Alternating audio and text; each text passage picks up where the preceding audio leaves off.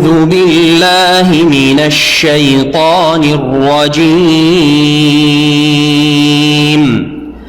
يا أيها الذين آمنوا ليستأذنكم الذين ملكت أيمانكم والذين لم يبلغوا الحلم منكم 3 مرات من قبل صلاة الفجر وحين تضعون ثيابكم من الظهيرة ومن بعد صلاة العشاء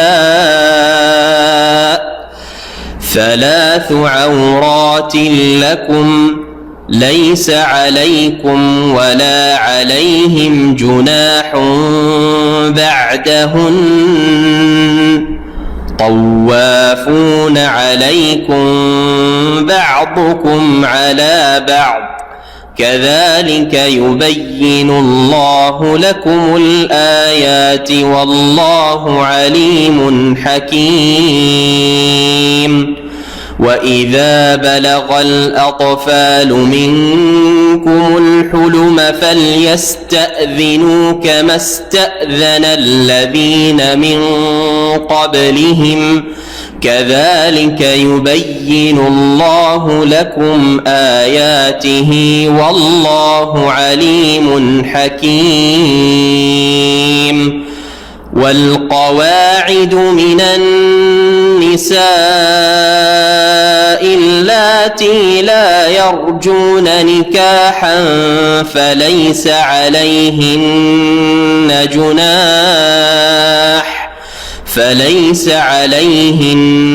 جناح أن يضعن ثيابهن غير متبرجات بزينة وأن يستعففن خير لهن والله سميع عليم. ليس على الأعمى حرج ولا على الأعرج حرج ولا على المريض حرج ولا على أنفسكم أن تأكلوا من بيوتكم أو بيوت آبائكم أو بيوت أمهاتكم أو بيوت إخوانكم أو بيوت أخواتكم أو بيوت أعمامكم أو بيوت عماتكم أو بيوت أخوالكم أو بيوت خالاتكم أو ما ملكتم مفاتحه أو صديقكم ليس عليكم جناح أن تأكلوا جميعا أو أشتاتا فإذا دخلتم بيوتا فسلموا على أنفسكم تحية من عند الله مباركة طيبة كذلك يبين الله لكم الآيات لعلكم تعقلون. إنما المؤمنون الذين آمنوا بالله ورسوله وإذا كانوا معه على أمر جامع لم يذهبوا حتى يستأذنوه إن الذين يستأذنونك أولئك الذين يؤمنون بالله ورسوله فإذا استأذنوك لبعض شأنهم فأذن لمن شئت منهم واستغفر لهم الله إن الله غفور رحيم. لا تجعلوا دعاء الرسول بينكم كدعاء بعضكم بعضا قد يعلم الله الذين يتسللون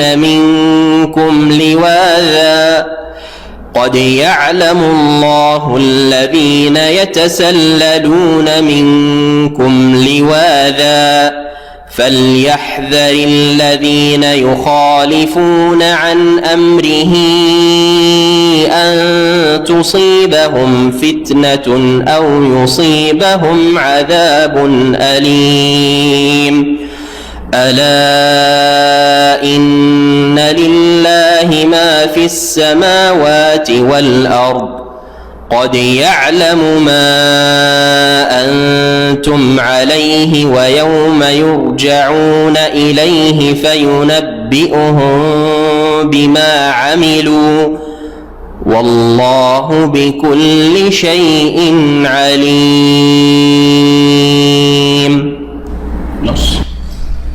السلام عليكم ورحمة الله وبركاته. إن الحمد لله نحمده ونستعينه ونستغفره ونعوذ بالله من شرور أنفسنا ومن سيئات أعمالنا من يهده الله فلا مضل له ومن يضلل فلا هادي له وأشهد أن لا إله إلا الله وحده لا شريك له وأشهد أن محمدا عبده ورسوله صلى الله تعالى عليه وعلى آله وصحبه وسلم تسليما كثيرا. أما بعد فأعوذ بالله من الشيطان الرجيم. يا أيها الذين آمنوا ليستأذنكم الذين ملكت أيمانكم والذين لم يبلغوا الحلم منكم 3 مرات من قبل صلاة الفجر وحين تضعون ثيابكم من الظهيرة ومن بعد صلاة العشاء 3 عورات لكم ليس عليكم ولا عليهم جناح بعضهن طوافون عليكم بعضكم على بعض كذلك يبين الله لكم الآيات والله عليم حكيم. সম্মানিত দিনী ভাতৃমণ্ডলী, আল্লাহ রাব্বুল আলামিনের যাবতীয় প্রশংসা যে আল্লাহ রাব্বুল আলামিন আল কোরআনুল কারীমে আমাদেরকে জীবনের প্রতিটি ক্ষেত্রে দিক নির্দেশনা দান করেছেন, যার মাধ্যমে আমরা জীবনের প্রতিটি ক্ষেত্রে আমরা কিভাবে চলবো, কোনটা আমাদের জন্য ইহকাল পরকালের ক্ষেত্রে কল্যাণজনক হবে, আল্লাহ রাব্বুল আলামিন তা সুস্পষ্ট করে দিয়েছেন। সালাত এবং সালাম নাযিল হয়ে নবী মুহাম্মদুর রাসূলুল্লাহ সাল্লাল্লাহু আলাইহি ওয়াসাল্লামের উপর, যিনি কোরআনে কারীমের সঠিক ব্যাখ্যা, বিশ্লেষণ, তাফসীর করে দিয়েছেন।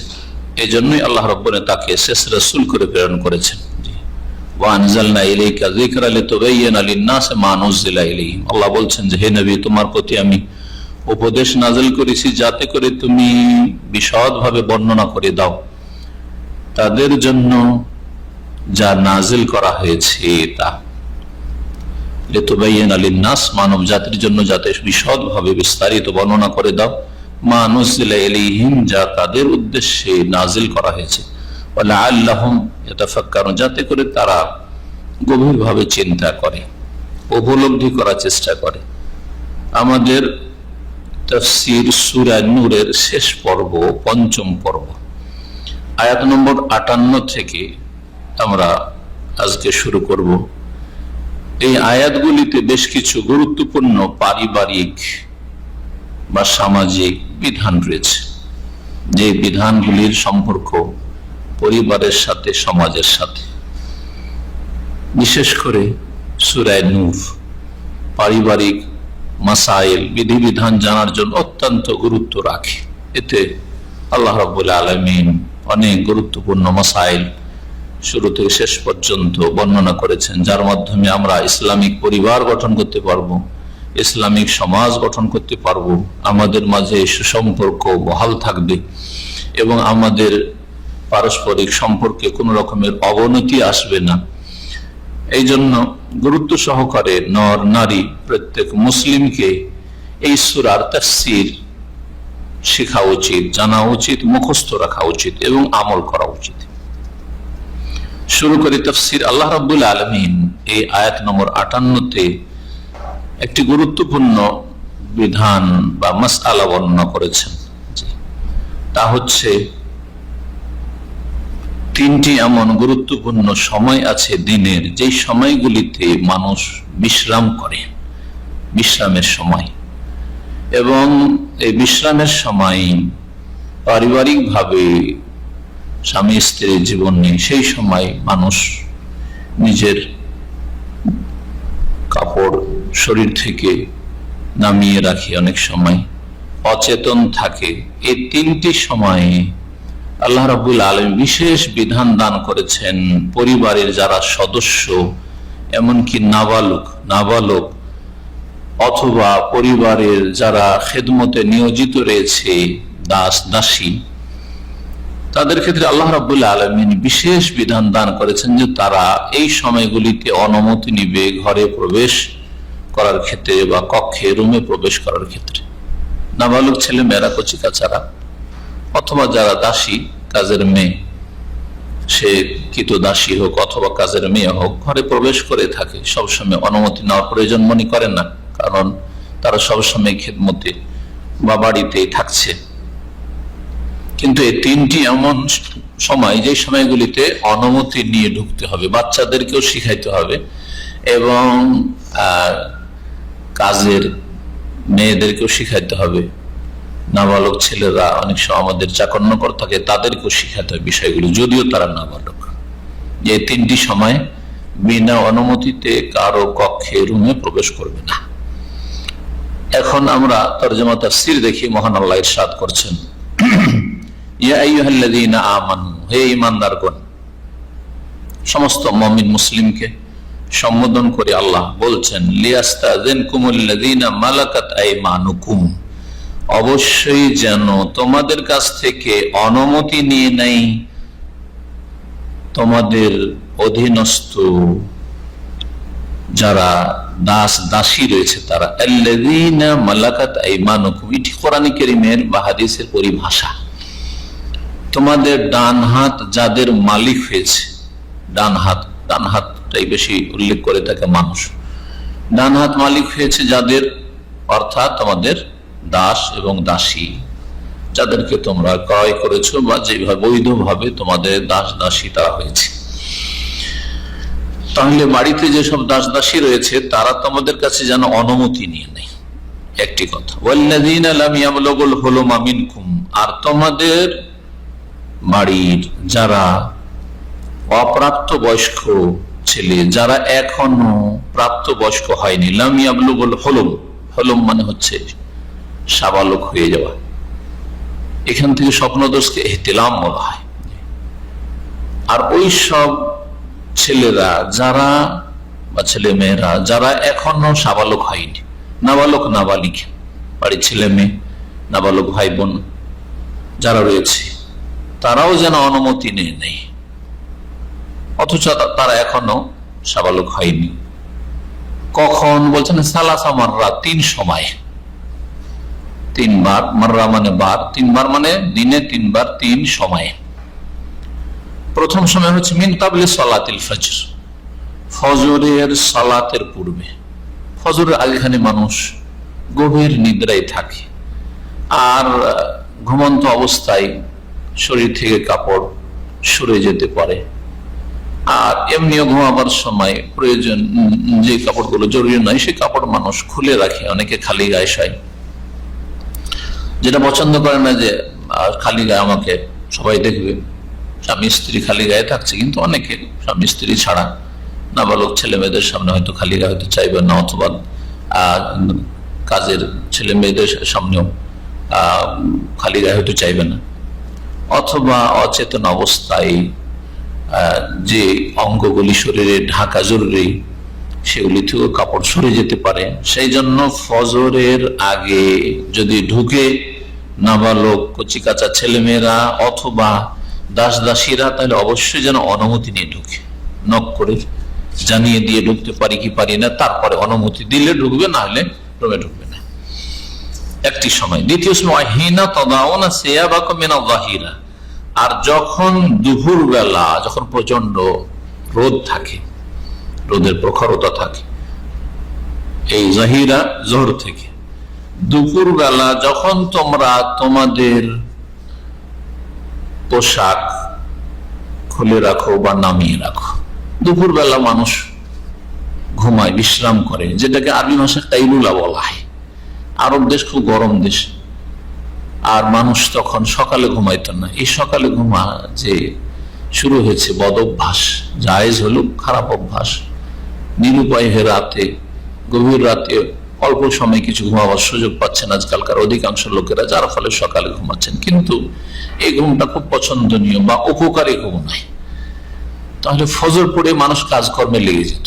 আমরাও বাল্য জীবনে ছোটকালে আমাদের দেশে দেখেছি, এখন আমাদের দেশে পরিবেশ খানিকটা ওইরকমই আছে। রাত্রে তাড়াতাড়ি ঘুমিয়ে যায়, ভোরে ফজর পড়ে কাজকর্ম শুরু হয়ে যায়। আর কাজকর্ম দুপুর বেলা খাওয়া দাওয়া করলো।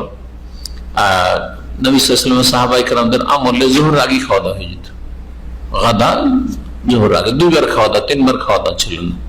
তো খাওয়া দাওয়া হয়ে গেল, জোহর সালাত হলো, আর তারপরে বিশ্রাম, জোহর থেকে আসর পর্যন্ত ঘুমানো। এটাকে আরবি ভাষায় কাইলুলা বলা হয়। কালা ইয়াখিলু কাইলুলাতান, দুপুরের ঘুমকে কাইলুলা আরবিতে বলা হয়, যেটি মুস্তাহাব, ভালো। কারণ দুপুর বেলা যদি আপনি ঘুমিয়ে নেন, তাহলে বিকেল বেলা আরামসে কাজকর্ম করতে পারবেন। যারা দুপুরে ঘুমায় না, তারা বিকেল বেলা ক্লান্ত হয়ে যায়। যত রাত্রে পুরা ঘুম দিয়ে থাকুক, বিকেল বেলা, সন্ধ্যাবেলা যে আমাদের কাজকর্ম করতে হয়, যাদের ধরেন বিকেল 4টা থেকে রাত 10টা পর্যন্ত ডিউটি, এটা কষ্ট হয়ে যাবে যদি জোহর পরে একটু বিশ্রাম না করে। তো দুপুর বেলা অধিকাংশ মানুষ বিশ্রাম করে থাকে। স্বামী স্ত্রী বিশ্রাম করেছে, দুপুরবেলা ঘুমিয়েছে, ওই সময় নাবালক ছেলে মেয়েরা যেন রুমে প্রবেশ না করে, ভাই বোনের রুমে, তারপরে আপনার মা বাবার রুমে প্রবেশ না করে বিনা অনুমতিতে। অনুমতি দিলে প্রবেশ করে। আর যারা দাস দাসী রয়েছে বা কাজের মেয়ে রয়েছে, তারাও যেন বিনা অনুমতিতে প্রবেশ না করে। তৃতীয় সময় হয়ে গেল। তৃতীয় সময় বাদে সালাতুল ইশা, আর এশার সালাতের পরে। এশার সালাতের পরেই নবী সাল্লাল্লাহু আলাইহি ওয়াসাল্লামের আমলে লোকেরা শুয়ে যেত, আর শুয়ে গিয়ে একটু স্বামী স্ত্রী গল্প গুজব করলো, আর তারপরে ঘুমিয়ে গেল। এটাই ছিল সুন্নতি তরিকা। আজকাল এশা পরে বেশিরভাগ কাজ শুরু হচ্ছে।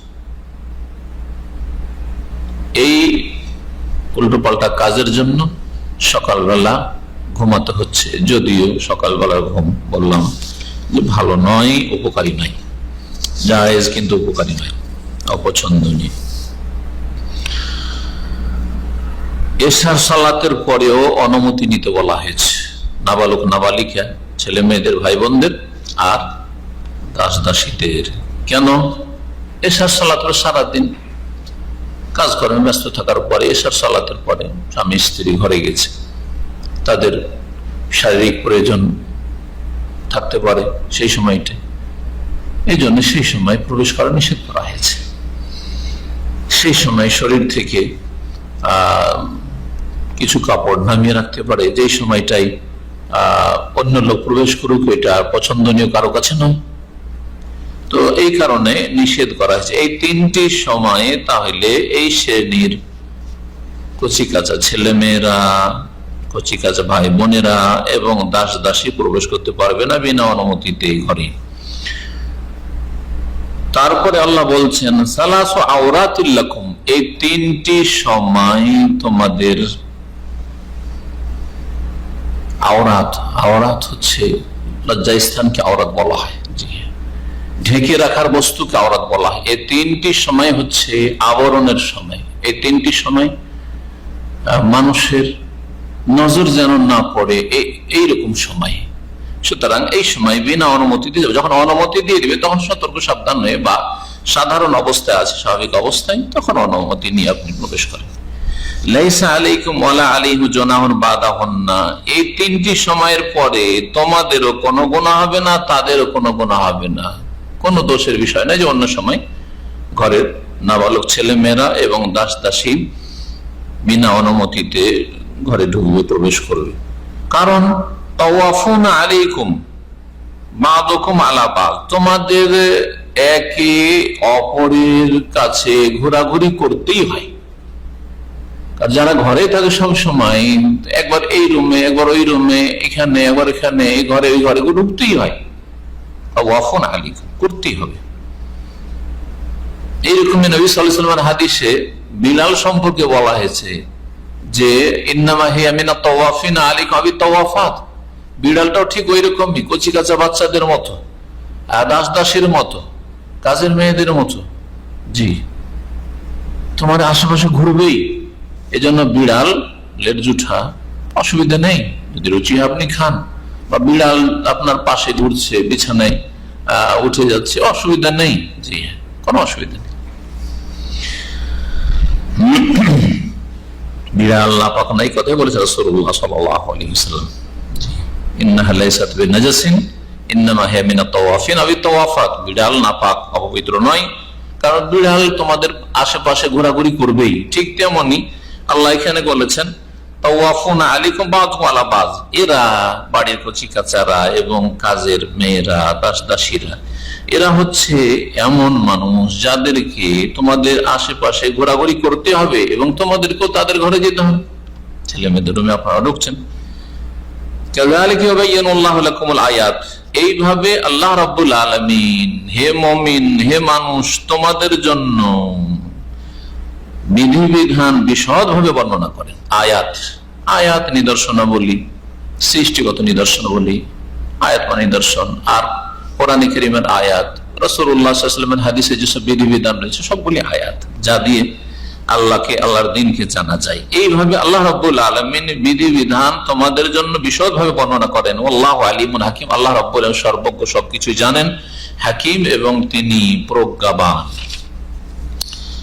সুতরাং আল্লাহ রাব্বুল আলামিন জানেন যে তোমাদের কখন কি রকম অবস্থা থাকে, কখন কোন মাসলা মাসালের প্রয়োজন, কোন রকমের বিধান হওয়া উচিত এবং কোনটা তোমাদের জন্য উপযোগী। এটা হচ্ছে আল্লাহর প্রজ্ঞা, আল্লাহর হিকমত। তারপর আল্লাহ রাব্বুল আলামিন ইরশাদ করছেন এই কচি কাঁচা নাবালক ছেলে মেয়েদের ক্ষেত্রে, যে যারা শিশু, এরা যখন সাবালক হয়ে যাবে তখন বেগানা পুরুষদের মতো সবসময় অনুমতি নিয়ে ঢুকতে হবে। তাহলে বাড়িতে সাবালক ছেলে মেয়েরা আছে আর নাবালক ছেলে মেয়েরা আছে। নাবালক ছেলে মেয়েরা শুধু 3 বার অনুমতি নেবে, বাপ মায়ের ঘরে ঢুকলে বা বিবাহিত ভাইয়ের ঘরে ঢুকলে। কিন্তু সাবালক ছেলে মেয়েরা তারা সবসময়, যখনই সাবালক হয়ে যাবে সবসময় অনুমতি নিয়ে ঢুকতে হবে। আল্লাহ বলেন ওয়াইযা বালাগাল আতফালু মিনকুমুল হুলুম, যখন তোমাদের শিশুরা সাবালক হয়ে যাবে, বয়সপ্রাপ্ত হয়ে যাবে, ফালিয়াস্তাযিনু, তখন তারা যেন অনুমতি নেয়। কামাস্তাযানাল্লাযীনা মিন ক্বাবলিহিম, যেমন অনুমতি নিয়ে থাকে তাদের বয়োজ্যেষ্ঠরা, তাদের বড়রা। মিন ক্বাবলিহিম ফিল উমরি, বয়সের দিক থেকে তাদের আগে যাদের জন্ম হয়েছে তাদের চাইতে বয়সপ্রাপ্ত, এখানে বয়োজ্যেষ্ঠ এই জন্য করলাম। কামাস্তাযানাল্লাযীনা মিন ক্বাবলিহিম, যেমন অনুমতি নিয়ে থাকে তাদের বড়রা। কাযালিকা ইউবাইয়িনুল্লাহু লাকুম আয়াতিহি, এইভাবে আল্লাহ রাব্বুল আলামিন, হে মানুষ, তোমাদের জন্য তার বিধিবিধান বিশদভাবে বর্ণনা করে থাকেন। আল্লাহু আলিমুন হাকিম, আল্লাহ সবকিছুই জানেন এবং আল্লাহ রাব্বুল আলামিন হিকমতওয়ালা। তার প্রতিটি কাজে, প্রতিটি আদেশ নিষেধে, প্রতিটি বিধিবিধানে হিকমত, প্রজ্ঞা রয়েছে। আয়াত নম্বর 60, এতে আরেকটি গুরুত্বপূর্ণ মাসআলা বর্ণনা করা হয়েছে। তা হচ্ছে যেসব মহিলারা বয়স্কা, যাদের এখন আর বিবাহ শাদীর চাহিদা নেই, বয়স হয়ে গেছে, তারা কারা? যাদের মাসিক ঋতু বন্ধ হয়ে গেছে, মাসিক ঋতু যাদের বন্ধ হয়ে গেছে, আর সেটা সাধারণত 45 থেকে 50 বছর বয়সে হয়। মহিলাদের 45 থেকে 50 বছর বয়সে এমনিতে মাসিক বন্ধ হয়ে যায়, তারপরে আর বিবাহের সেই রকম চাহিদা থাকে না। এরপরে 60 বছর, 70 বছর, 75 বছর বয়স, এরকম বয়সের মহিলাদের কথা আল্লাহ বলছেন যে এদের চেহারার, মাথার, তারপরে এই হাতের এই পর্যন্ত, আর তারপরে পায়ের হাঁটুর থেকে নিচে পর্যন্ত, এগুলি ওই রকমের পর্দা জরুরি নয়। জি হ্যাঁ, তবে করলে ভালো। যেমন যুবতীদের যাদের এখনো বিবাহ শাদীর চাহিদা আছে, তাদেরও চাহিদা আছে বিবাহ শাদীর, আর তাদের দিকে যুবকদের বা পুরুষদের চাহিদা আছে। এরকম মহিলাদের গোটা শরীরের পর্দা করতে, আলমার আওরাত, নারী জাতি হচ্ছে আবৃত বস্তু, ঢেকে রাখার বস্তু। বলছেন আল্লাহ রাব্বুল ওয়াল কাওয়াইদ মিনান নিসা, বয়স্কা মহিলারা, আল্লাতী লা ইয়ারজুনা নিকাহান, যাদের বিবাহ শাদীর এখন আর কোন চাহিদা নেই, আশা আকাঙ্ক্ষা নেই, বিবাহ শারীরিক চাহিদা নেই। ফালাইসা আলাইহিন্না জুনাহুন, তাদের ওপর কোন গুনাহ বর্তাবে না, তাদের কোনো গুনাহ হবে না। আইয়াদানা সিয়াবাহুন্না, যদি তাদের উপরি কাপড় শরীর থেকে নামিয়ে রাখে। এখানে কাপড় বলতে সব কাপড় বলা হয়নি যে বস্ত্রহীন হয়ে যাবে, বরং উপরে যে কাপড় রয়েছে। এজন্য তাফসীরে সালাফগণ বলেছেন যে সেই কাপড় হচ্ছে জিলবাব আবির রেদা, চাদর অথবা জিলবাব, আজকাল যে বোরখা বলছি আমরা যেটাকে, আবায়া, আরবরা এখন বর্তমান আরবিতে আবায়া বলছে, আমরা বোরখা বলছি, সেটা হচ্ছে জিলবাব আবির রেদা, অথবা বড় চাদর, লম্বা চাদর। আমাদের দাদি নানি আমলে দেখেছি তখন বোরখার প্রচলন ছিল না, কিন্তু অনেক লম্বা বড় চাদর ছিল, যে চাদর মাথা থেকে পা পর্যন্ত গোটা শরীরে জড়িয়ে একবারে ঢিলা ঢালা কাপড়, তারা ঢেকে নিয়ে একেবারে ঘোমটা টেনে একটা চোখ খুলে রাস্তায় চলাফেরা করত। সেই পর্দা বর্তমান যুগের বোরখার চাইতে অনেক ভালো পর্দা হইতো, মাস ধরে রাখতে হইতো।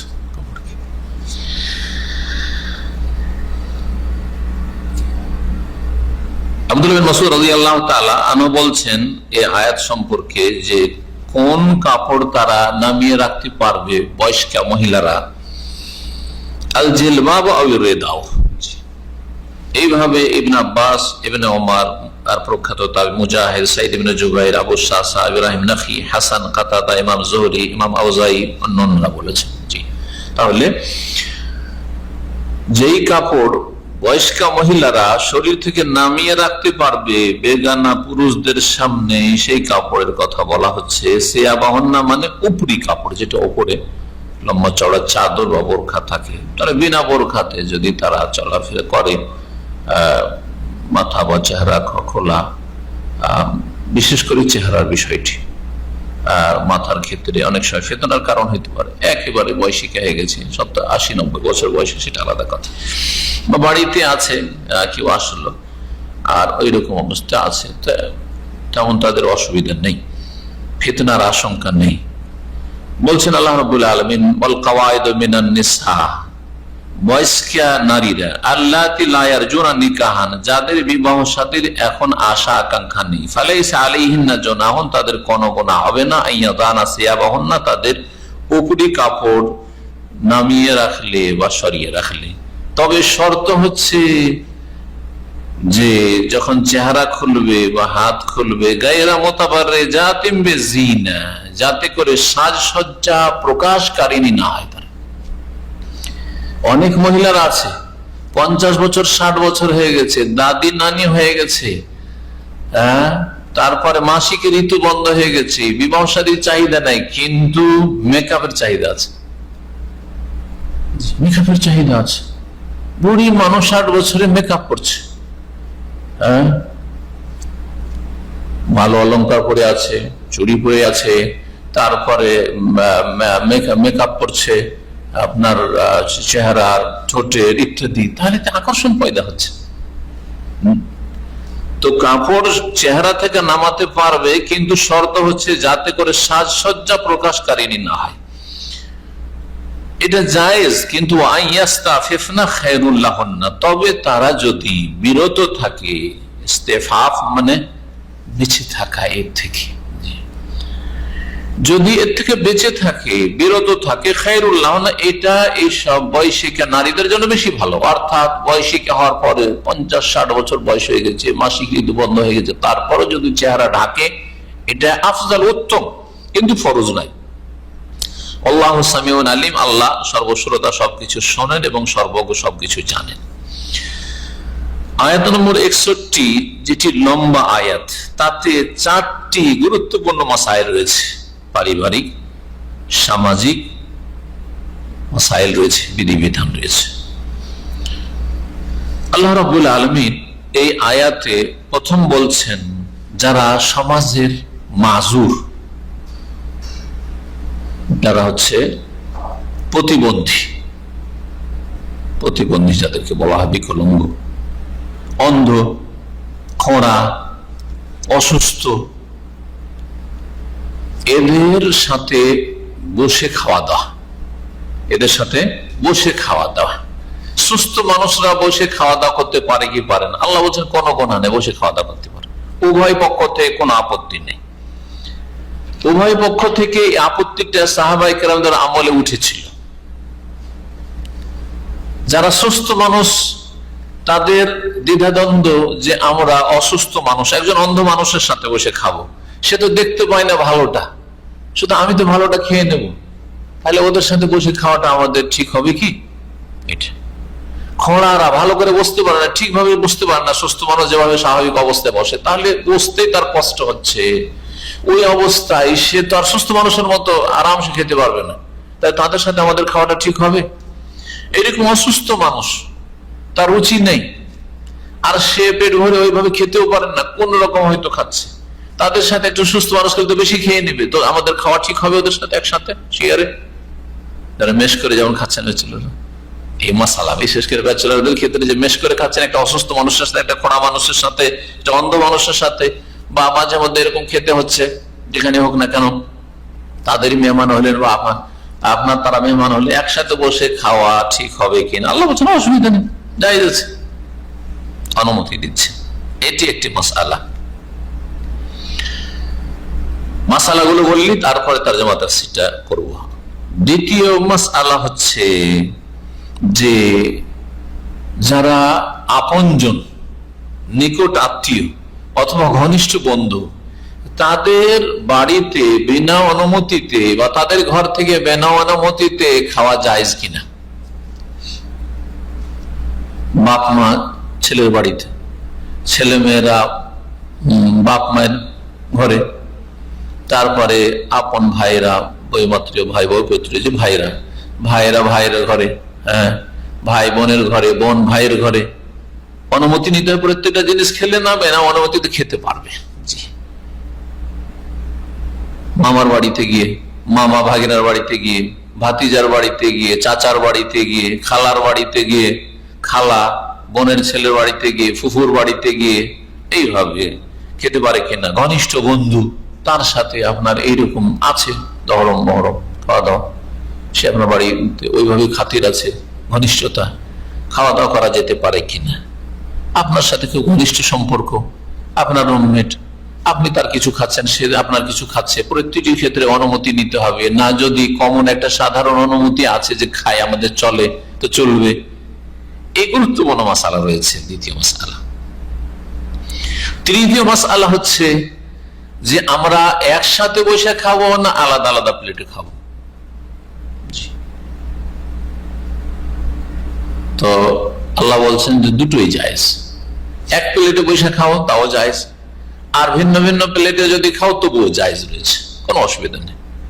একসাথে খেতে গিয়ে আমি বেশি খেয়ে নিলাম, আপনি কম খেলেন, হইতে পারে এরকম, কেউ কম খেলো কেউ বেশি খেলো, এই যে একটা সংকোচ বোধ, এটা জায়েজ হবে কিনা? তো আল্লাহ রাব্বুল আলামিন সংশয় নিরসন করছেন, জায়েজ জায়েজ। চতুর্থ যে মাসআলা এই আয়াতের, সেটা হচ্ছে যে নিজের বাড়িতে প্রবেশ করলেও সালাম দেওয়া হচ্ছে সুন্নাত, মুস্তাহাব। অপরের বাড়িতে গেলে তো অনুমতিও নিতে হবে আর সালামও দিতে হবে। নিজের বাড়িতে গেলে অনুমতি নেওয়ার প্রয়োজন নেই। আপনি বাড়িতে স্ত্রী আছে, আপনার ছেলে মেয়েরা আছে, বাড়িতে ঢুকছেন, ছেলে মেয়েরা বাপ মায়ের বাড়িতে ঢুকছে, একসাথে থাকে, তাহলে সালাম দিতে হবে। জি, সালাম দেওয়া, এতে বরকত রয়েছে এবং এতে জানিয়েও দেওয়া হইলো, কিন্তু ঢুকতে পারি কিনা, আসবো কিনা, এরকম অনুমতির প্রয়োজন নেই, কিন্তু সালাম দিতে হবে। এইরকমই মসজিদে প্রবেশ করছেন, সালাম দেবেন, সালাম দেবেন। এমন রুমে ঢুকছেন বা এমন বাড়িতে ঢুকছেন বা মসজিদে ঢুকছেন কেউ নেই, তবুও সালাম দিবেন। এই বিধানগুলি এই আয়াতে রয়েছে। তাহলে অনেক গুরুত্বপূর্ণ চারটি মাসাইল বিধিবিধান এই আয়াতে এসেছে। এখন আমরা তরজমা তাফসীর দেখি। মহান আল্লাহ বলছেন, লাইসা আলাল আমা হারাজুন, অন্ধের জন্য কোনো গুনাহ নেই, কোনো আপত্তি নেই। হারাজ মানে আপত্তি, সংকীর্ণতা। ওয়ালা আলাল আরাজে হারাজুন, আর খোঁড়ার জন্য কোনো আপত্তি নেই। ওয়ালা আলাল মারিদে হারাজ, আর রোগী পীড়িতের জন্য কোনো গুনাহ নেই, তারও কোনো গুনাহ নেই। আর তুমি তাদের সাথে খাওয়া দাওয়া করবে, তাতে কোনো গুনাহ নেই। ওয়ালা আল আনফুসিকুম, আর তোমাদের কোনো গুনাহ নেই। আনতা আকুলু মিন বুয়ুতিকুম, খেতে তোমরা খাবে তাদের সাথে। ওয়ালা আল আনফুসিকুম, তোমরা নিজেদের একই বাড়িতে থাকো, খাবে একসাথে, অসুবিধা নেই। আর এই যারা মাজুর ব্যক্তি, প্রতিবন্ধী, তাদের সাথে খাবে, তাতে কোনো অসুবিধা নেই। খাওয়ার কথাটি আগে আসছে, যেটা সম্পর্কের সাথে। আনতা আকুলু, যে তোমরা খাওয়া দাওয়া করবে, আহার গ্রহণ করবে, বইউতিকুম, তোমাদের নিজেদের বাড়ি থেকে। নিজেদের বাড়িতে যেমন খায়, স্বামী স্ত্রীর কাছে অনুমতি নেয় না, স্ত্রী স্বামীর কাছে অনুমতি নেয় না, ছেলে মেয়েরা কচি কাঁচা বাবা মায়ের কাছে অনুমতি নেয় না, খায়, খাবে। আর বইউত আবাইকুম, অথবা তোমাদের বাবাদের বাড়ি থেকে, তোমাদের পিতাদের বাড়ি থেকে। বাপ তো একজনই হয়, কিন্তু এখানে বহু বচন এই জন্য বলা হয়েছে, বাপের বাড়ি থেকে, দাদার বাড়ি থেকে, নানার বাড়ি থেকে। দাদা নানা ওরাও বাপ, দাদার বাপ নানার বাপ ওরাও বাপ কোরআনের ভাষায়। এই জন্য যেমন বাপের ছেলে মেয়ের সাথে বিবাহ, বাপের মেয়ের সাথে বিবাহ জায়েজ নাই, দাদারও জায়েজ নাই, নানারও জায়েজ নাই, দাদার বাপ নানার বাপ তাদেরও জন্য জায়েজ নাই। জি, তারা বাবা, তাদের বাবা। কিন্তু আমাদের মূর্খ সমাজ, বাঙালি সমাজে মূর্খরা দাদারা নানারা নাতিনদের সাথে রহস্য মজাক করে। আউযুবিল্লাহ, কুসংস্কার এবং হারাম কাজ। এরকমই দাদি নানির নাতিদের সাথে, পোতাদের সাথে হাসি মজাক করে, রহস্য করে, বিবাহ শাদী ইত্যাদি। আউযুবিল্লাহ, হারাম। তো আল্লাহ বলছেন যে তোমাদের পিতাদের বাড়ি থেকে। আল্লাহ বলেন পিতাদের কথা বললেন, তারপরে ভাইদের কথা বলছেন, কিন্তু ছেলেদের বাড়ির কথা কেন বললেন না? একটা প্রশ্ন, এই কথা কেন বললেন যে তোমরা ছেলেদের বাড়িতে খাবে? ওটাতে কোনো অসুবিধা নেই, কারণ ছেলেদের বাড়িতে যা কিছু আছে সেটা বাবারই, এই জন্য ওটা আর বলার প্রয়োজন নয়। কিন্তু বাবার বাড়িতে যা আছে সেটা ছেলের, এটা জরুরি নয়। সবকিছুর মালিক ছেলে মেয়ে, বাপ মায়ের কাছে যা আছে সবকিছুর মালিক ছেলে মেয়ে না। খাওয়া দাওয়া করতে পারবে বাপের বাড়ি থেকে, মায়ের ঘর থেকে, বাপের ঘর থেকে খাওয়া দাওয়া করতে পারবে, দাদার ঘর থেকে খাওয়া দাওয়া করতে পারবে, নানার ঘর থেকে খাওয়া দাওয়া করতে পারবে। কিন্তু তোমার বাপ মা, তোমার দাদা দাদি, তোমার নানা নানি, তোমার ঘর থেকে, ছেলে মেয়ের ঘর থেকে খেতে পারবে, কারণ সেটা নিজেরই ঘর। সেটা কোরআনে আর বলেননি আল্লাহ রাব্বুল আলামিন। এই জন্য এই কথাই বলেছেন মুফাসসিরিনগণ, বলছেন যে ছেলেদের এই যে আনতা আকুল মিন বুয়ুতিকুম, তোমাদের নিজেদের বাড়ি থেকে খাবে। প্রথম বলেছে তোমাদের নিজের বাড়ি থেকে। ছেলেদের কথা কেন বললেন? কারণ ছেলেদের বাড়ি থেকে খাওয়াটা নিজের বাড়ি থেকে খাওয়া। বাপ মা, দাদা দাদি, নানা নানি যদি নিজের ছেলে মেয়েদের, নাতি নাতিনদের বাড়ি থেকে খায়, পোতাপোদের বাড়ি থেকে খায়, তো সেটা নিজের বাড়ি থেকে খাওয়া হলো বুয়ুতিকুম, তাতেই শামিল। বলছেন অতদাম্মানা হাযা বুয়ুতুল আবনা, এই তোমাদের বাড়ি থেকে খাবে, আনতা আকুলু মিন বুয়ুতিকুম, তোমাদের নিজের বাড়ি থেকে খাবে, এতে ছেলেদের বাড়ি শামিল। লিআন্নাহু লাম ইউনাস সালিহ, আলাদা করে তা বর্ণনা করা হয়নি। এখান থেকেই সেসব ওলামারা দলিল নিয়েছেন যে আন্না মাল আল ওয়ালাদি বিমানজিলাতি মালি আবিহি, ছেলের ধন সম্পদ বাবার ধন সম্পদ বলে গণ্য হবে। নষ্ট করার জন্য নয়, কিন্তু প্রয়োজন পুরা করার জন্য। ছেলে মেয়ের ধন সম্পদ নেবে, বাপ মার প্রয়োজন রয়েছে খাওয়া দাওয়ার জন্য, চিকিৎসার জন্য, পোশাকের জন্য, ঘর ভাড়ার জন্য নেবে বিনা অনুমতি। তো অনুমতির প্রয়োজন করে না যে বাবা আমাকে দাও, তোমার পয়সা দাও, অনুমতি ছাড় নিতে পারে। এই মর্মে হাদিস রয়েছে মুসনাদ আহমদ এবং সুনানের কিতাবাদিতে। রাসূলুল্লাহ সাল্লাল্লাহু আলাইহি ওয়াসাল্লাম বলেছেন, আনতা ওয়া মালুকা লিআবিক, তুমি এবং তোমার ধন সম্পদ তোমার বাবার, মানে বাবার প্রয়োজন হলে নেবে। এই নয় যে বাপ আমার ধন সম্পদের মালিক, সবগুলো আপনার সব ধন সম্পদের বাপ মালিক, দাদা মালিক, এটা নয়। এই জন্য মালুকা বলা হয়, তোমার ধন সম্পদ। আর তোমার ব্যক্তি মালিকানা আছে, ছেলেদের ব্যক্তি মালিকানা আছে, কিন্তু এই ব্যক্তি মালিকানা থেকে বাপ মা নেওয়ার জন্য অনুমতির প্রয়োজন আছে, পুরা করবে। কিন্তু আজকালকার আমাদের সমাজের বাপ মারা প্রয়োজন নয়, সবকিছুই দখল করে নেয়, এটা অবিচার করে, বাড়াবাড়ি করে, জুলম অত্যাচার করে, আল্লাহর কাছে হিসাব দিতে হবে। এটাও মনে রাখবেন, যা প্রয়োজন আছে আপনি পুরা করেন। কাজকর্ম করার আর যোগ্যতা নেই বাপের, আর মাকে কখনো কাজ করতে বলা হয়নি। সুতরাং বাপ মা যখন তাদের আর ইনকাম সোর্স নেই, ছেলের ঘর থেকে খাবে, জি মেয়ের ঘর থেকে খাবে, জি মেয়ের যদি ব্যক্তি মালিকানা ধন সম্পদ থাকে, জামাইয়ের কথা বলছি না, তবে জামাই যদি খাওয়ায় তাহলে ইহসান, অনুগ্রহ। আনতা ওয়া মালুকা লিআবিকা বলেছেন রাসূলুল্লাহ সাল্লাল্লাহু আলাইহি ওয়াসাল্লাম, তাহলে তোমার ধন সম্পদ কিন্তু তোমার বাবার জন্য, প্রয়োজন হয় তোমার বাবার জন্য। তো আমরা এখন আবার অনুবাদে ফিরে আসি। আনতা কুলু মিন বুয়ুতিকুম, তোমরা তোমাদের নিজেদের বাড়ি থেকে খাবে। আর নিজের বাড়ির মধ্যেই হচ্ছে শামিল ছেলেদের বাড়ি। আও বুয়ুতু আবাইকুম, তোমাদের পিতাদের বাড়ি থেকে খাবে। আও বুয়ুতু উম্মাহাতুকুম, তোমাদের মায়েদের বাড়ি থেকে খাবে। মায়ের বাড়ি, দাদির বাড়ি থেকে, নানির বাড়ি থেকে খাওয়ার অনুমতি লাগবে না, খাওয়া দাওয়ার জন্য খাবে। আও বুয়ুতু ইখওয়ানিকুম, তোমাদের ভাইদের বাড়ি থেকে, জি আপন ভাই, বৈমাত্রীয় ভাই, বৈপিত্রীয় ভাই খাবে, প্রয়োজন আছে খাওয়া দাওয়ার খাবে।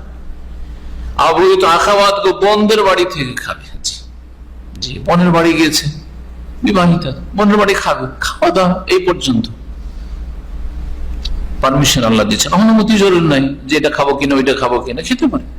আবুত আমা, তোমাদের চাচাদের বাড়ি থেকে। আবুত আম্মা, তোমাদের ফুফুদের বাড়ি থেকে। আবুত আখওয়াল, তোমাদের মামাদের বাড়ি থেকে। আবুত খালা, তোমাদের খালাদের বাড়ি থেকে খেতে পারবে। আও মা মালাকতুম মাফাতিহাহু, এবং যাদের চাবির তোমরা মালিক হয়েছো, যাদের ভান্ডারে তোমরা মালিক হয়েছো, তাদের বাড়িতেও খেতে পারবে। আবার এটার মানে কি? এটার মানে দাস দাসী নয়, এটা কারণ দাস দাসীর ব্যক্তি মালিকানাই নেই। এর মালিক মানে হচ্ছে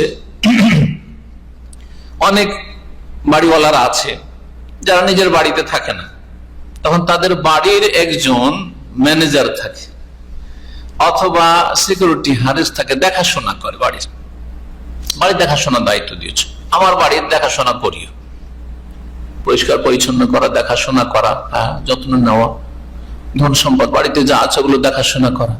সেই বাড়ি থেকে খাওয়ার জন্য অনুমতি লাগবে না, সে বাড়িতে খাবে, খাবার প্রয়োজনটা সেখান থেকে পুরা করতে পারবে বিনা অনুমতিতে। আও মা মালাকতুম মাফাতিহু, এবং যাদের ভান্ডারে তোমরা মালিক হয়েছো, অনেকে আছে বিদেশে থাকে, অনেকে ইউরোপে থাকে, আর বাড়ি বছর কি বছর খালি আছে, ওই বাড়ির একজন ম্যানেজার আছে, এরকম অনেকে আছে আমাদের দেশে, আছে না? জি হ্যাঁ। তো ওরা ওই বাড়ি থেকে খেতে পারবে, কিন্তু চুরি করতে পারবে না, হ্যাঁ আত্মসাৎ করতে পারবে না, খাওয়া দাওয়া পর্যন্ত নেবে, এর অনুমতি আর আলাদা করে নেওয়া লাগবে না। আও সাদিকুম, এবং তোমাদের ঘনিষ্ঠ বন্ধুদের থেকেও খেতে পারবে, বন্ধুদের ঘর থেকে, বন্ধুদের বাড়ি থেকেও খেতে পারবে, খাওয়া দাওয়া পর্যন্ত যদি ঘনিষ্ঠতা থাকে। এবং সাধারণ কমন একটা পারমিশন আছে, সাধারণ একটা অনুমতি আছে, আপনি ওর কাছ থেকেও খান, আপনার কাছ থেকেও খাই, সুবিধা নেই। লাইসা আলাইকুম জুনাহুন, তোমাদের কোনো গুনাহ হবে না, কোনো গুনাহ হবে না। আল্লাহ রাব্বুল আলামিন তারপরে বলছেন আনতা আকুলু জামিয়ান আও আশতাত। লাইসা আলাইকুম জুনাহুন, এখানে তৃতীয় তাহলে মাসলা বলছেন, তোমাদের এতেও গুনাহ হবে না যে আনতা আকুলু জামিয়ান, তোমরা একসাথে বসে খাও, এক প্লেটে, বড় প্লেট নিয়ে আরবদের মতো। আও আশতাতান, শাতীতুনের বহুবচন, তোমরা ভিন্ন ভিন্ন খাও, আলাদা আলাদা প্লেটে খাও। যেমন আমাদের ভারত উপমহাদেশে আমাদের দেশের খাবারের তরিকা, হ্যাঁ, যে প্রত্যেকের ছোট ছোট প্লেট নিয়ে আমরা আলাদা আলাদা খাচ্ছি, সেটা হচ্ছে আশতাত, ওটাও জায়েজ, ওটাও জায়েজ। তবে বিক্ষিপ্ত হয়ে খাওয়া দাওয়া নয়, ওটা একটা হাদিসে নিষেধ করা হয়েছে। এই যে যারা বুফে সিস্টেমে খাওয়া দাওয়া করে, আর খাবার নিল, উঠিয়ে নিল, আর তারপরে কেউ দাঁড়িয়ে খাচ্ছে এদিক সেদিক, কেউ ওইখানে বসছে, কেউ ওইখানে আছে, কেউ ওইখানে আছে, এটা ঠিক না, এটাতে বরকত হয় না বলা হয়েছে। যদি ভিন্ন ভিন্ন প্লেটেই খেতে হয়, আপনি এক জায়গায় বসে খান, এক জায়গায় বসে এক দস্তরখানে বসে খান, সে দস্তরখান গোল করে করেন আর লম্বা করে করেন, যেভাবে করেন, কিন্তু একসাথে বসে খান। তো খাওয়া দাওয়ার নিয়ম তাহলে তিনটি হয়ে গেল, দুটো জায়েজ আর তৃতীয়টি অপছন্দনীয়। এইভাবে বুফে সিস্টেমে ঘুরে বেড়াচ্ছে আর খাচ্ছে, দাঁড়িয়ে আছে আর খাচ্ছে, বিক্ষিপ্ত হয়ে ছড়িয়ে ছিটিয়ে আছে আর খাচ্ছে, একে একে আসছে আর খাচ্ছে, অনেক বাড়িতে এরকম আছে। এটাও ঠিক নয়, একসাথে বসে খাবে না, যে যখন আসলো একে একে খাচ্ছে। যখন পুরুষ খাচ্ছে তখন স্ত্রী খাচ্ছে না, ছেলের মেয়েরা একসাথে বসে খাবে না বাড়ির, সেখানে কোনো বেগানা পুরুষ নাই, বেগানা থাকলে অবশ্যই বসবে না, কিন্তু যেমন ভাবিরা আছে, দেবর আছে, তাহলে বসবে না, কিন্তু নিজের ছেলে মেয়েরা আছে একসাথে বসবে না, একে একে আসছে, নিল প্লেট, ও এখানে খাচ্ছে ওখানে খাচ্ছে, ও খেয়ে নিল আধা ঘন্টা আগে 1 ঘন্টা পর খাচ্ছে, অথচ বাড়িতে আছে, বাড়ির বাইরে আছে, যখন আসলো তখন খাবে সেটা আলাদা কথা, কিন্তু বাড়িতে থাকাকালীন একসাথে বসে খেতে হবে, এই মর্মে হাদিস রয়েছে রাসূলুল্লাহ সাল্লাল্লাহু আলাইহি ওয়াসাল্লামের, তাতে বরকত হবে, তাতে বরকত হবে। ওই হাদিসটাও শোনাই আপনাদেরকে।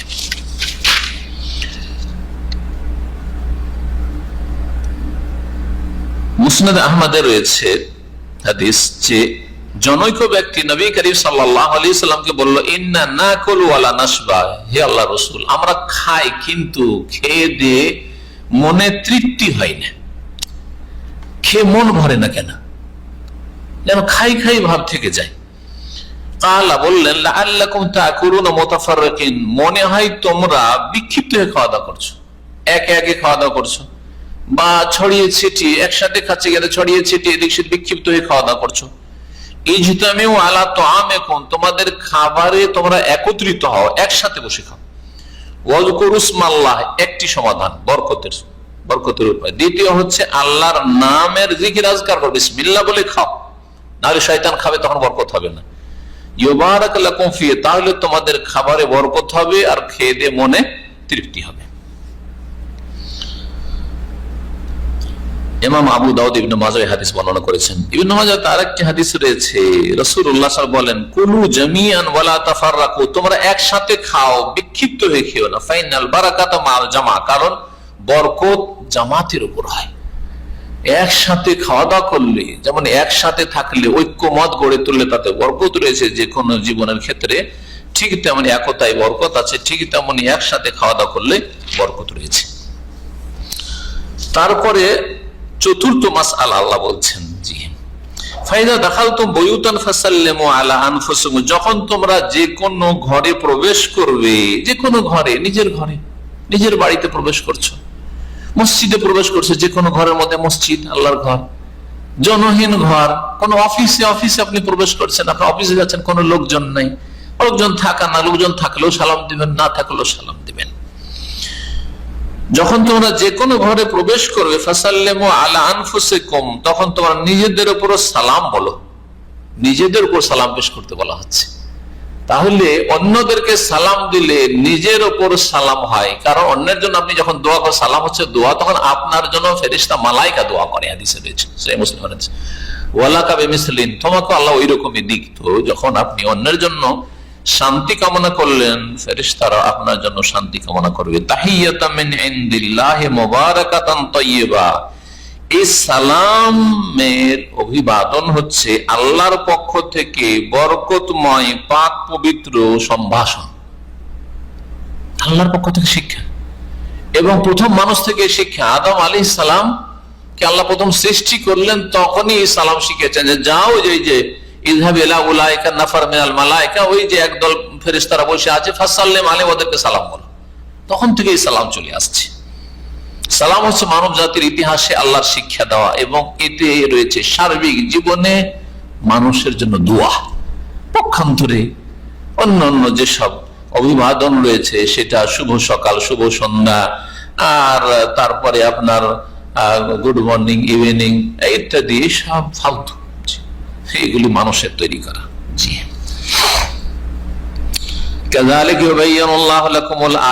এইভাবে আল্লাহ রাব্বুল আলামিন তোমাদের জন্য বিধিবিধান বিশদভাবে বর্ণনা করেন, লাআল্লাকুম তাআকুলুন, যাতে করে তোমরা গভীর ভাবে উপলব্ধি করো, বুঝো বিষয়গুলি এবং আমল করো।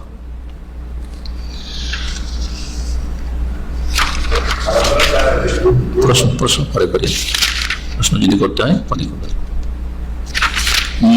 শেষ করি, আর একটু আছে। আয়াত নম্বর 62, আল্লাহ রাব্বুল আলামিন এতে আরেকটি মাসআলা বর্ণনা করছেন। এর আগে এই সূরার শুরুতে যেমন বলা হয়েছে যে যখন কারোর সাথে দেখা করবে তখন সালাম দেবে, দেখা হইলে সালাম দেবে, বাড়িতে ঢুকলে সালাম দেবে, অপরের বাড়িতে যে লা তাদখুলু বুয়ুতান গায়রা বুয়ুতিহা হাত্তা তাসসালিমু ওয়া তুসাল্লিমু আলা আহলিহা, সালাম দেবে মানুষকে। ঠিক তেমনি যখন দেখা সাক্ষাৎ হলো, প্রথম যখন সালাম, এটা শিখিয়েছেন শুরুতে।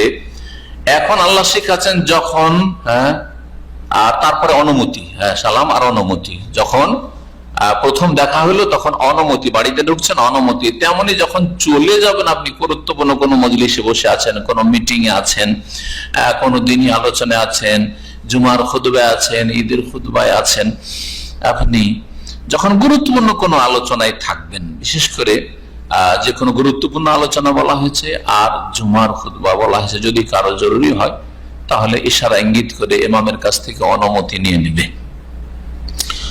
আল্লাহ রাব্বুল আলামিন বলছেন এই মাসআলা, যে যখন যাবে কোন গুরুত্বপূর্ণ মজলিস থেকে উঠে তখন অনুমতি নিয়ে নিও। রাসূলুল্লাহ সাল্লাল্লাহু আলাইহি ওয়াসাল্লামের কাছে সাহাবীদেরকে এইভাবে আল্লাহ আদব শিখিয়েছেন অনুমতি নেওয়ার।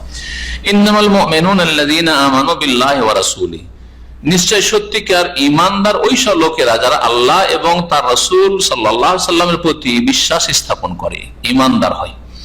ওয়াইদা কানু মাহু আলা আমরিন জামি, আর যখন তার সাথে রাসূলুল্লাহ সাল্লাল্লাহু আলাইহি ওয়াসাল্লামের সাথে তারা থাকে, আলা আমরিন জামিন, কোন সমষ্টিগত বিষয়ের আলোচনায়, কোন সমষ্টিগত বিষয়, একটা মিটিং চলছে, একটা আলোচনা চলছে যেটাতে সবার থাকার প্রয়োজন, যারা আছেন এখানে বসে, যদি বসে থাকতে হয় তাহলে লাম ইয়াযহাবু, তারা যাবে না বা যায় না, হাত্তা ইয়াস্তাযিনু, যতক্ষণ পর্যন্ত রাসূলুল্লাহ সাল্লাল্লাহু আলাইহি ওয়াসাল্লামের কাছে অনুমতি না নিয়ে নেয়, অনুমতি নিয়ে যেতে হবে।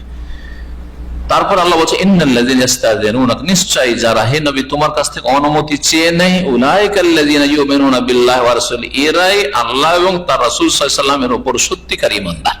এটা ঈমানের পরিচয় যে রাসূলুল্লাহ মজলিস থেকে বিনা অনুমতিতে উঠে যাবো না। গুরুত্বপূর্ণ মজলিস, দিনের কথা চলছে অথবা কোন একটি গুরুত্বপূর্ণ বিষয় নিয়ে আলাপ আলোচনা চলছে, জুমার খুতবা চলছে, যেতে হবে, অনুমতি না। ফাইযাস্তাযানুকা লিবাদি শানিহিম, যখন তোমার কাছে অনুমতি চাইবে হে নবী কোন কাজের জন্য, কোন কারণে, ফাআযান লিমান শি'তা মিনহুম, যাকে তুমি চাইবে অনুমতি দেবে। নবী সাল্লাল্লাহু আলাইহি ওয়াসাল্লাম অনুমতি দেওয়ার পারমিশন দিলেন। ওয়াস্তাগফির লাহুমুল্লাহ, এবং তাদের জন্য আল্লাহর কাছে ক্ষমাও চাইবে, যদি কোনো ত্রুটি করে তো আল্লাহ যেন মাফ করে দেয়, আল্লাহ মাফ করবো যাও। তাহলে অনুমতি চাওয়া শেখালেন গুরুত্বপূর্ণ কোনো আলোচনা থাকলে। ঈদের খুতবা শোনা যেহেতু সুন্নাত, জরুরি নয়, সেই জন্য সেই ক্ষেত্রে অনুমতি নেওয়াও জরুরি নয়। আল্লাহ রাব্বুল তাআলা বলছেন ইন্নাল্লাহ গফুর, নিশ্চয় আল্লাহ রাব্বুল আলামিন বড় ক্ষমাশীল, বড় দয়ালু। আয়াত নম্বর 63, এতে আরেকটি বিধান বর্ণনা করা হয়েছে, তা হচ্ছে সম্বোধনের আদব, শিষ্টাচার, বিশেষ করে রাসূলুল্লাহ সাল্লাল্লাহু আলাইহি ওয়াসাল্লাম। আর এখান থেকে আমাদের শিখে নিতে হবে বড় মানুষকে, কোন বড় ব্যক্তিকে সম্বোধন করা, বাপকে সম্বোধন করা, দাদাকে সম্বোধন করা, নানাকে সম্বোধন করা, বড় ভাইদের সম্বোধন করা, ওস্তাদকে সম্বোধন করা, আলেমে দ্বীনকে সম্বোধন করা, বড় ব্যক্তিকে, সমাজের সম্ভ্রান্ত ব্যক্তিকে সম্বোধন করা, এটা আমরা শিখে নেব। কারণ রাসূলুল্লাহ সাল্লাল্লাহু আলাইহি ওয়াসাল্লামের ক্ষেত্রে এই শিষ্টাচার আদব আল্লাহ শিখিয়েছেন। বিশেষ করে রাসূলুল্লাহ সাল্লাল্লাহু আলাইহি ওয়াসাল্লামের সাথে নাম ধরে ডাকার বিষয়টি একমাত্র রাসূলুল্লাহ সাল্লাল্লাহু আলাইহি ওয়াসাল্লামের সাথে খাস, আর তার সাথে সাথে বাপ মায়ের ক্ষেত্রে বাপ মাকে নাম ধরে ডাকা যাবে না। জি, জায়েজ নয় যে বাপ মাকে নাম ধরে ডাকবে, দাদা দাদিকে নাম ধরে ডাকবে, হ্যাঁ, নানা নানিকে নানার নাম ধরে ডাকবে। তবে ভাইদের ক্ষেত্রে আরবদের মধ্যে প্রচলন রয়েছে, যেখানে প্রচলনে সেটা বেয়াদবি নয় সেখানে জায়েজ। কিন্তু আমাদের সমাজে ভারত, বাংলাদেশ, পাকিস্তানে বড় ভাইদেরকে নাম ধরে ডাকা বেয়াদবি, সুতরাং এটা জায়েজ নয়, যেটা আপত্তিকর। জি, মান সম্মানের খেলাফ, মানহানি করা এটা। শ্বশুর সাহেবকে নাম ধরে ডাকা বেয়াদবি, জি হ্যাঁ, শাশুড়িকে নাম ধরে ডাকা বেয়াদবি। তাহলে এই মাসাইল গুলি আমরা এখান থেকে নিতে পারবো। আল্লাহ রাব্বুল বলছেন, লা তাজআলু দুআ আর-রাসূল বাইনাকুম কাদুআই বা'দিকুম বা'দা, তোমরা রাসূলুল্লাহ সাল্লাল্লাহু আলাইহি সাল্লামকে ডাকা তোমাদের মাঝে আপোষের ডাকার মতো মনে করিও না। তোমরা যেন আপোষে একে অপরকে ডেকে থাকা, দুআই বা'দিকুম বা'দা, যেমন একে অপরকে তোমরা ডেকে থাকো, সম্বোধন করে থাকো, সেইভাবে রাসূলুল্লাহ সাল্লাল্লাহু আলাইহি সাল্লামকে সম্বোধন করবে না। আব্দুল্লাহ ভাই, অমক ভাই, জাকির ভাই, এইভাবে আবুল কাসেম ভাই, এইভাবে আমরা যেমন বলছি, অনেক সব ভাই না বললেও চলে, আমাদের সমাজে ভাই বলো আরো অধিক আদব। যদি নাও বলে সমস্যা নাই, আবুল কাসেম, আব্দুল্লাহ, শোনেন, কোনো অসুবিধা নেই। কিন্তু রাসূলুল্লাহ সাল্লাল্লাহু আলাইহি ওয়াসাল্লামের ক্ষেত্রে কেউ যদি ইয়া মুহাম্মদ, ইয়া আবুল কাসেম, না, জায়েজ নয়, নিষেধ করেছেন আল্লাহ রাব্বুল আলামিন। তোমরা রাসূলুল্লাহ সাল্লাল্লাহু আলাইহি ওয়াসাল্লামের সম্বোধন বা রাসূলুল্লাহ সম্বোধন করা তোমরা তোমাদের আপোষের সম্বোধনের মতো করে দিও না। এটি হচ্ছে একটি তাফসীর, যেভাবে নাম ধরে ডাকবে না, যেভাবে নাম ধরে অন্যদেরকে ডাকা হয়। দ্বিতীয় তাফসীর শুনুন।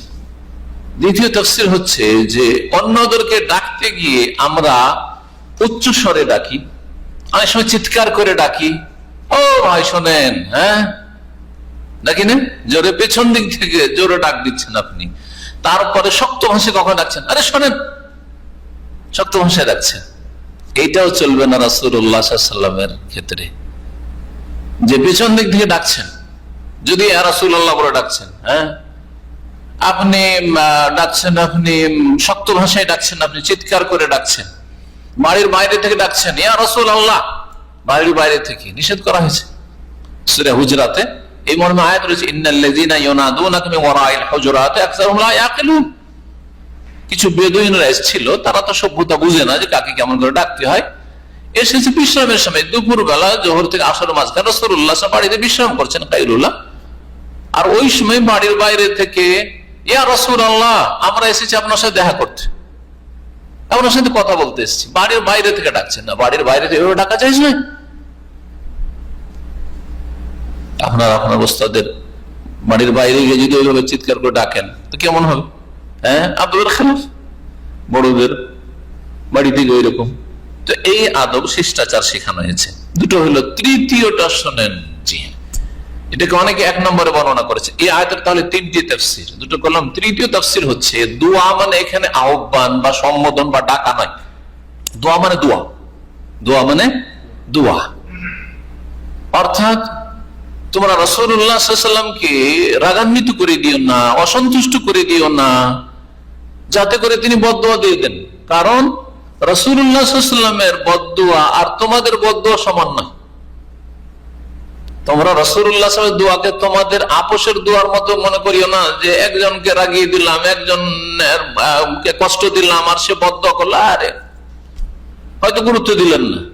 রাসূলুল্লাহ সাল্লাল্লাহু আলাইহি ওয়াসাল্লাম যদি রাগ করে নেন, অসন্তুষ্ট হয়ে যান, আর বদদোয়া দেবেন না তিনি রাহমাতুল আলামিন, কিন্তু যদি দিয়ে দেন তো অবশ্যই কবুল হয়ে যাবে, খবরদার, সাবধান। তাহলে এখানে দোয়ার অর্থ দোয়া, লা তাজালু দুআ রাসূল। তাহলে এই অনুবাদ করি, তরজমা তখন আলাদা হয়ে যাবে। লা তাজালু দুআ আর-রাসূল বাইনাকুম, তোমরা আপোষে রাসূলুল্লাহ সাল্লাল্লাহু আলাইহি ওয়াসাল্লামের দোয়াকে তোমাদের একে অপরের দোয়ার মতো মনে করিও না। একজন অপরজনকে নেক দোয়া, বদদোয়া দিলে কবুল হইতে পারে, নাও হইতে পারে, গুনাহগার পাপী দাবি, কবুল না হইতে পারে, দোয়া কবুল হয়, বাধা আছে। কিন্তু রাসূলুল্লাহ দোয়া কবুল হয়, কোনো বাধা নেই। قد يعلم الله الذين يتسللون منكم لواذا, আল্লাহ রাব্বুল আলামিন নিশ্চয়ই জানেন যে তোমাদের মধ্য থেকে কে চুপি সারে কেটে পড়ে, বেরিয়ে যায়। ওই যে মজলিসে গুরুত্বপূর্ণ মিটিং চলছে, মুনাফিকরা চুপি সারে পালিয়ে যেত, আউট হয়ে যেত। আল্লাহ বলছেন যে আল্লাহ সব জানছেন যে কে চুপ করে বেরিয়ে চলে যায় গুরুত্বপূর্ণ মিটিং থেকে বা দিনের আলোচনা থেকে বেরিয়ে চলে যায়। সতর্ক সাবধান করল রাব্বুল আলামিন, নেফাক কপটতা যেন না থাকে। তারপরে আয়াতের শেষ অংশে আয়াত নম্বর 63-তে আরেকটি গুরুত্বপূর্ণ বিষয় বর্ণনা করা হয়েছে, সেটি হচ্ছে রাসূলুল্লাহ সাল্লাল্লাহু আলাইহি ওয়াসাল্লামের আনুগত্য করায় জীবনে সফলতা রয়েছে, বরকত রয়েছে, আল্লাহর রহমত নাযিল হবে। আর রাসূলুল্লাহ সাল্লাল্লাহু আলাইহি ওয়াসাল্লামের কেউ যদি নাফরমানি করে তাহলে দুনিয়াতে তার দিন দুনিয়ার উপর আযাব বালা মুসিবত আসবে।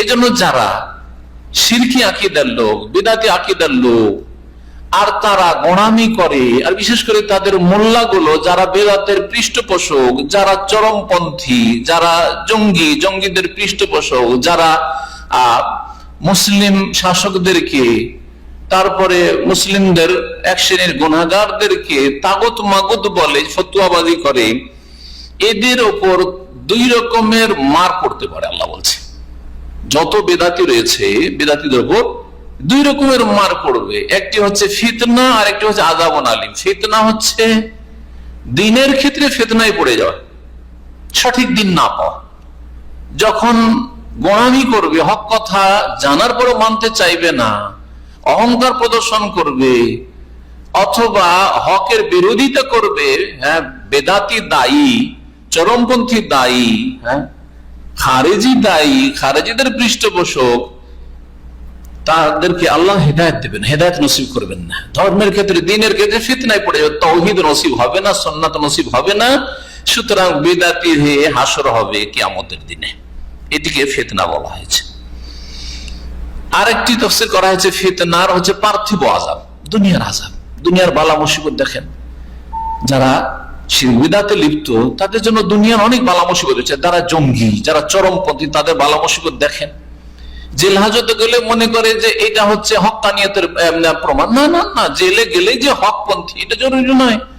আপনি কোরআন সুন্নাহ ভিত্তিক জীবন যাপন করছেন কিনা, আপনার দাওয়াত কোরআন সুন্নাহ ভিত্তিক কিনা এটা দেখতে হবে। শুধু জেলে গেলেই আপনি মজলুম হয়ে গেলেন, জেলে গেলেই আপনি খুব ভালো মানুষ হয়ে গেলেন, জরুরি নয়।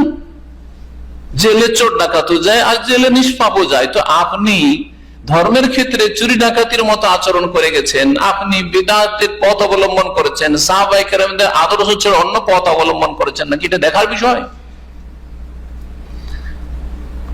আল্লাহ বলছেন তাহলে ফিতনা মানে হচ্ছে দুনিয়ার আযাব, অথবা ধর্মের ক্ষেত্রে বালা মুসিবত, যে সঠিক দিন পাবে না, গোমরাহ হয়ে থেকে যাবে।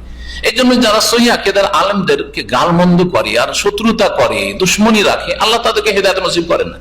তাদের মায়ের দুনিয়ার মায়ের পড়ে যে সঠিক দিনই আর পায় না, গোমরাহ হয়ে থেকে যায়, ওই জাহান্নামের রাস্তা থেকে যায়, বদনসিব।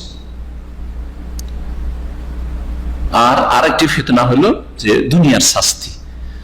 আর আযাবুন আলিম মানে পরকালের শাস্তি, পরকালের শাস্তি অথবা দুনিয়ার বিভিন্ন শাস্তি। জি হ্যাঁ, দুনিয়াতে মৃত্যুদণ্ড হয়ে গেল, দুনিয়াতে জেলে যেতে হলো, অথবা আখিরাতের আযাব, কবরের আযাব, জাহান্নামের আযাব, এগুলো হলো আযাবুন আলিম।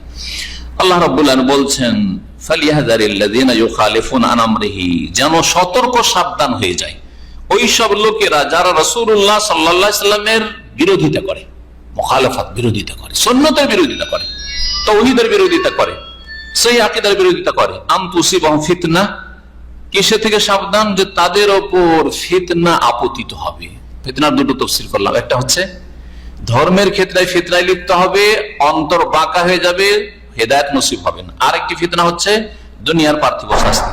আও ইউসিবাহুম আযাবুন আলিম, অথবা তাদের উপর নেমে আসবে মর্মান্তিক শাস্তি, বেদনাদায়ক আযাব, সেটা আখিরাতের আযাব অথবা দুনিয়ার শাস্তি। শেষ আয়াত, এই দিয়ে আলোচনা শেষ হবে, আয়াত নম্বর 64। আল্লাহ রাব্বুল আলামিন তারপর বলছেন আলা, শুনে রাখো ভালো করে, ইন্না লিল্লাহি মা ফিস সামাওয়াতি ওয়াল আরদ, আকাশসমূহ এবং পৃথিবীতে যা কিছু আছে সব আল্লাহ, সবকিছুর মালিক আল্লাহ, সুবহানাল্লাহ। মানুষ অসহায় খালি হাতে চলে যাচ্ছে, তারপর বুঝছে না।